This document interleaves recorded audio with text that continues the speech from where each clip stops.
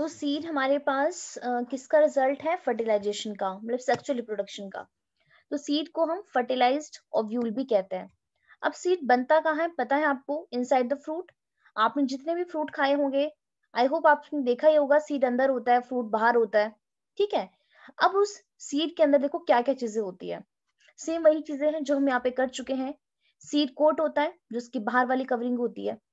Cotyledons होती है जहाँ पे फूड स्टोर होता है। एंड हमारे पास सीड के अंदर क्या प्रेजेंट होता है? एम्ब्रियो। तो एम्ब्रियो को जो कट करता है सेंटर से उसे कहते हैं एम्ब्रियोनिक एक्सिस। तो जो हमारे पास एक कॉटिलिडन है, कॉटिलिडन ऑफ द एम्ब्रियो, वो सिंपल स्ट्रक्चर होता है, जनरली थिक होता है एंड स्वलन होता है due to the storage of food reserve as in the legumes. तो आपको पता है लेग्यूम्स में कौन कौन आते हैं? जैसे हमारे पास पी हो गया, ग्राम हो गया, ये सारे हमारे पास आते हैं लेग्यूमिनस प्लांट। तो उस केस में हमारे पास जो ये कॉटिलिडन है वो आपका बहुत ज्यादा स्वलन पोर्शन होता है, और वो क्या काम करता है? वहां पे फूड को स्टोर करने का काम करता है। तो अभी भी देखो आपने ये सारे पार्ट्स देख लिए हैं। हमारे पास सीड के अंदर एक सीड कोट है, एम्ब्रियो प्रेजेंट है। देखो अगर मैं इसको सेंटर से एक लाइन ड्रॉ कर दूं तो उसे कहते हैं एम्ब्रियोनिक एक्सिस। और हमारे पास यहाँ पे क्या प्रेजेंट होता है? कॉटिलेडन भी प्रेजेंट होता है, और उस कॉटिलेडन में क्या होता है? फूड हमारे पास मैम स्टोर होता है। हाँ जी। उन दो कोटिलेडन के बीच में होता ना एम्ब्रियो। हाँ जी बिल्कुल। तो वही नेक्स्ट देखो इन्होंने इसको ओपन कर दिया, तो जब इन्होंने ओपन कर दिया तो आपको कैसे नजर आएगा वो उस तरीके से? ठीक है। हाँ जी मैम। अब यहाँ पे देखो आपके एनसीईआरटी में देखो कुछ यहाँ पे मेंशन किए गए हैं। देखो कुछ सीड्स आपके मेंशन किए, जैसे आप देख सकते हो। देखो यहाँ पे भी हमारे पास ये देखो दीज आर दी कॉटिलिडन। अगर आप ये वाला पोर्शन देख सकते हो तो देखो ये हमारे पास ये देखो ये कॉटिलिडन है, बाहर एंडोस्पर्म है, ये सीड कोट है, ये हमारे पास हाइपोकोटाइल है। ठीक है। हाइपोकोटाइल क्या है? देखो ये एम्ब्रियो है पूरा। देखो एम्ब्रियोनिक एक्सिस के लोअर वाला पोर्शन उससे कहते हैं हाइपोकोटाइल, और जो अपर वाला पोर्शन होता है उसे कहते हैं एपिकोटाइल। ये हमारे पास देखो मोनोकोट, ये मोनोकोट का सीड है। तो यहाँ पे कुछ वही चीजें मेंशन की गई है। अब हमारे पास यहाँ पे है दो तरह के सीड, जो मैंने आपको कहा कि कुछ सीड तो हमारे पास एंडोस्पर्म की फॉर्म में फूड स्टोर करते हैं, एंड कुछ हमारे पास कॉटिलिडन की फॉर्म में फूड स्टोर करते हैं। तो उसी के बेसिस पे हम कहते हैं कि जो हमारे पास मेच्योर सीड होता है वो हमारे पास नॉन एल्ब्यूमिनस होता है या हमारे पास एल्ब्यूमिनस होता है। तो हमारे पास ये नॉन एल्ब्यूमिनस सीड क्या है? ऐसे सीड जहां पे हमारे पास बिल्कुल भी एंडोस्पर्म नहीं बचता, नो रेजिडुअल एंडोस्पर्म। क्यों नहीं बचता? क्योंकि सारा का सारा एंडोस्पर्म आपके पास एम्ब्रियो की डेवलपमेंट में ही यूज हो गया है, उसको कंज्यूम करने के लिए यूज हो गया है। For example in case of a P groundnut, तो आप समझ सकते हो कि पी में ग्राउंडनट में फूड कहाँ पे स्टोर होता है? कॉटिलिडन की फॉर्म में। इसीलिए इन सीड को हम कहते हैं नॉन एल्ब्यूमिनस, और इसे हम कहते हैं नॉन एंडोस्पर्मिक सीड। सेकेंड हमारे पास आते हैं एल्ब्यूमिनस सीड। तो एल्ब्यूमिनस सीड क्या है? जिसमें हमारे पास एंडोस्पर्म रहता है, एंडोस्पर्म में ही फूड स्टोर होता है, क्योंकि सारा का सारा एंडोस्पर्म आपका एम्ब्रियो के डेवलपमेंट में यूज नहीं हुआ था। तो यहाँ पे क्या है? retain a part of endosperm as it is not completely used up during the embryo development। तो एम्ब्रियो की जब डेवलपमेंट हो रही थी उस टाइम पे वो सारा का सारा एंडोस्पर्म आपका यूज नहीं हुआ, वहां पे कुछ बच गया आपका। For example in case of wheat, मेज, बार्ले, केस्टर, आपका सनफ्लावर, तो ये सारे कैसे आपके पास? ये आपके पास मोनोकोट के एग्जाम्पल है। तो उसके बेसिस पे हम आपकी albuminous and non albuminous seed को क्या करते हैं? कैटेगराइज करते हैं कि किस में आपका कॉटिलिडन है, किस में आपका एंडोस्पर्म है। ये भी समझ आ गया? बताइए। हाँ जी। मैम मुझे ना मैम जाना पड़ेगा, यहाँ पे रिकॉर्डिंग सेंड कर दोगे? हाँ जी कर दूंगी। आपको ये समझ आ गया? हाँ जी मैम, ये तो आ गया हूँ। ठीक है जी, ओके मंजूर। मैं संदेश लीव आप। कर दूँ? हाँ जी जी बिल्कुल बिल्कुल। Okay, thank you ma'am. Okay जी ठीक है। संदेश आपको समझ आ गया ये वाला पोर्शन? Yes ma'am. ओके जी ठीक है।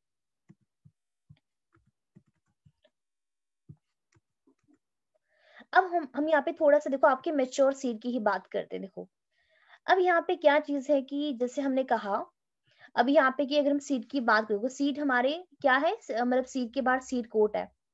अब क्वेश्चन यहाँ पे ये राइज होता है कि ये सीड कोट किससे बना? तो थोड़ा सा देखो दोबारा रिकॉल करते हैं, यहाँ यहीं पे रिकॉल करते हैं। देखो जब हमने आपका फीमेल रिप्रोडक्टिव स्ट्रक्चर किया था। तो देखो ये हमारे पास स्टिग्मा है, ये स्टाइल है, ये लॉन्ग ट्यूब, और ये हमारे पास ओवरी है। तो ओवरी के अंदर कौन प्रेजेंट होता है? ओव्यूल। अब हमने कहा था कि जो ओव्यूल है, ओव्यूल के 2 पार्ट्स होते हैं, एक होता है इंटेग्यूमेंट, ठीक है, जो उसकी कवरिंग होती है, और एक होता है न्यूसेलस, ठीक है। और उसके बाद यहाँ पे क्या बनता है? एम्ब्रोसैक बनता है। तो एक्चुअल में जो ओव्यूल की जो इंटेग्यूमेंट है ना, इंटेग्यूमेंट ही हमारे पास क्या चीज बनाती है? सीड कोट बनाती है। तो प्लीज इसका ध्यान रखना, इंटेग्यूमेंट से ही क्या बनता है? सीड कोट की फॉर्मेशन होती है। तो हमारे पास यहाँ पे देखो क्या चीज है? Integument of the ovule, hard and tough productive seed coat. तो सीड कोट किससे बनता है? इंटेग्यूमेंट से बनता है। अब जो हमारे पास ये जो माइक्रोपाइल है, remain as a small pore in the seed coat. आप इसको एक्चुअली घर पे ऑब्जर्व कर सकते हो। अगर आप घर पे कोई भी मेच्योर सीड देखो ना, तो प्लीज आज आप भी करना, देखो आज नोटिस करना, यहाँ पे छोटा सा हमारे पास एक ना होल होता है। अगर आप 1 ग्राम का सीड भी उठाकर देखोगे ना, तो आपको वहाँ पे एक छोटा सा होल मिलेगा। तो एक्चुअली जो वो होल है ना, वो हमारे पास माइक्रोपाइल रीजन होता है। अब देखो ये ऐसा क्यों होता है? आपने पक्का ये चीज नोटिस की होगी, अगर हमारे घर पे कोई भी सीड पड़े हुए हैं, अगर हम इनको पानी के अंदर डाल दे, तो आप देखोगे कि 2 या 3 दिन बाद ये क्या हो जाएंगे? जर्मिनेट हो जाएंगे। अब आप खुद सोचो कि ये, अब देखो ऐसे तो हमें नॉन लिविंग लग रहे हैं, क्योंकि आपके पूरे पूरे ड्राई है, लेकिन अगर हम इनको सारी कंडीशन प्रोवाइड कर रहे हैं, फिर तो हमारे पास ये ग्रो कर रहे हैं।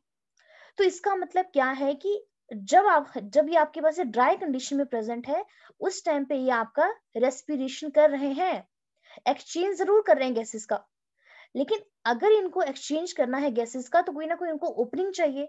तो वो ओपनिंग कौन होती है? यहाँ पे माइक्रोपाइल रीजन प्रेजेंट होता है, ठीक है।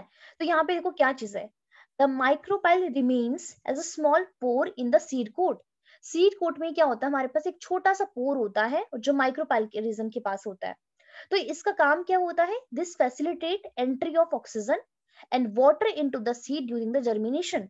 जब हम किसी सीड को पानी में डाल देते हैं, मिट्टी में डाल देते हैं, तो उस पोर की हेल्प से क्या होता है? हमारे पास वहां पे पानी एंटर होता है, और बाद में हमारा सीड क्या हो जाता है? जर्मिनेट हो जाता है, ठीक है। तो यहाँ पे वही चीजें लिखी है। अब एज द सीड मेच्योर, जब हमारे पास सीड मेच्योर होता है, तो आपने देखा होगा कि उसका वाटर कंटेंट रिड्यूस होता रहता है, और सीड हमारा क्या हो जाता है? रिलेटिवली ड्राई हो जाता है। अब आप खुद सोचो कि हम उसको ड्राई क्यों करना चाहते हैं? तो हम ड्राई उसको इसलिए करना चाहते हैं कि उसकी मेटाबॉलिक एक्टिविटीज, पहली बात तो थोड़ी स्लो डाउन हो जाए, एंड सेकंड चीज ये कि आपको पता है कि जब भी हमारे पास कोई चीज ड्राई हो जाती है, उसको फंगस वगैरह नहीं लगती है, उसकी ड्यूरेबिलिटी इंक्रीज हो जाती है।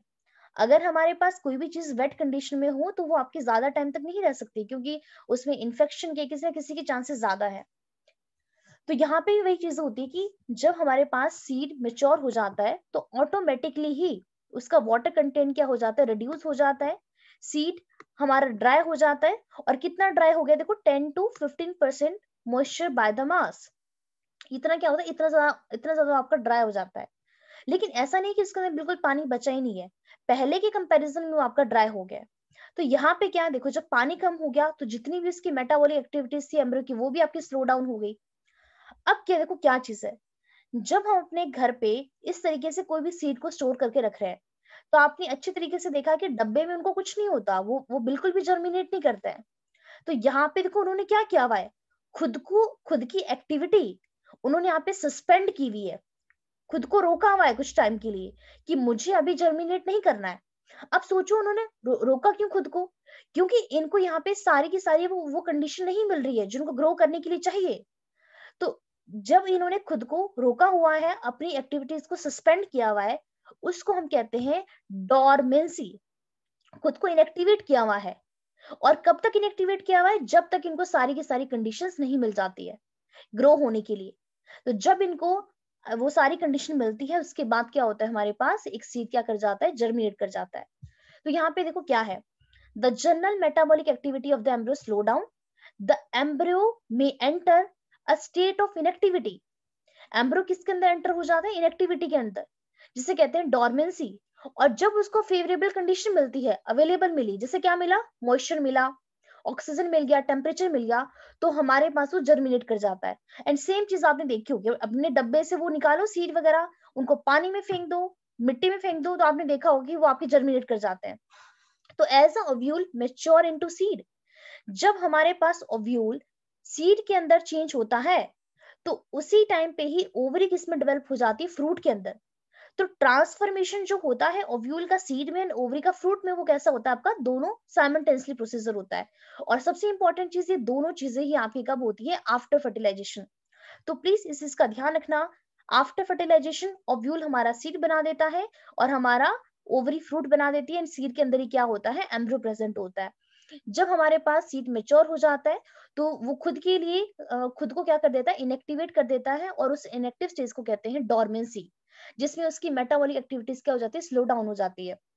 लेकिन अगर आप उसको फेवरेबल कंडीशन प्रोवाइड करोगे तो वो आपका ग्रो हो जाता है। अब जो हमारे पास देखो ओवरी की जो वॉल होती है, ठीक है, वो आपकी बाद में फ्रूट की वॉल में चेंज हो जाती है, तो उससे कहते हैं पेरिकार्प। तो इस चीज का भी ध्यान रखना।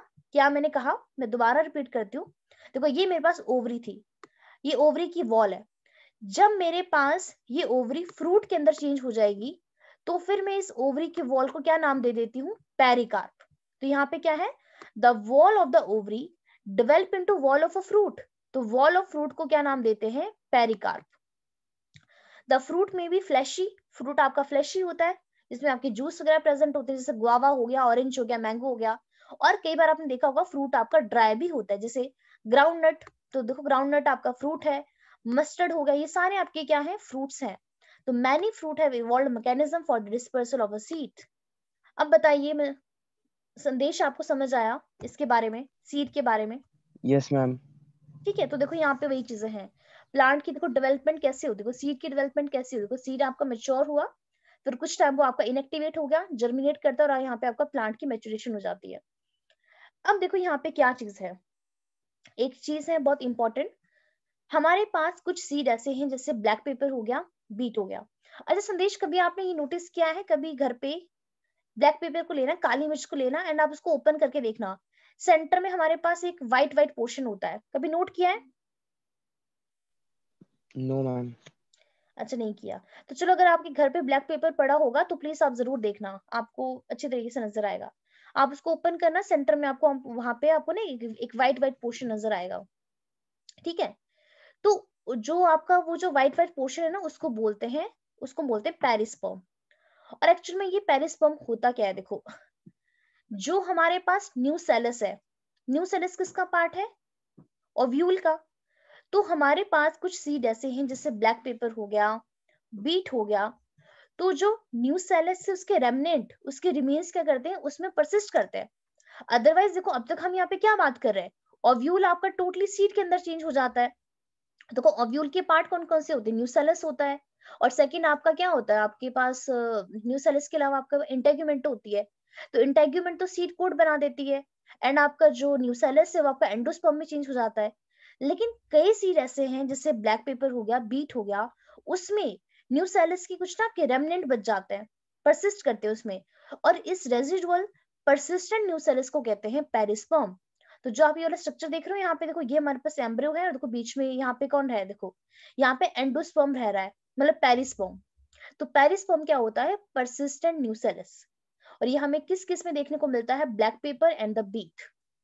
समझ आया? Yes, ma'am. तो आज हम संदेश इतना ही करेंगे, बाकी पोर्शन हम कल करेंगे, फिर आपका मतलब नेक्स्ट क्लास में। नेक्स्ट हमारे पास वायबिलिटी है, फिर आपका फ्रूट के बारे में है, तो आपका हो जाएगा चैप्टर फिर खत्म, ठीक है। Yes, ma'am. Yes, ma'am. कुछ पूछना हो तो पूछ सकते हो।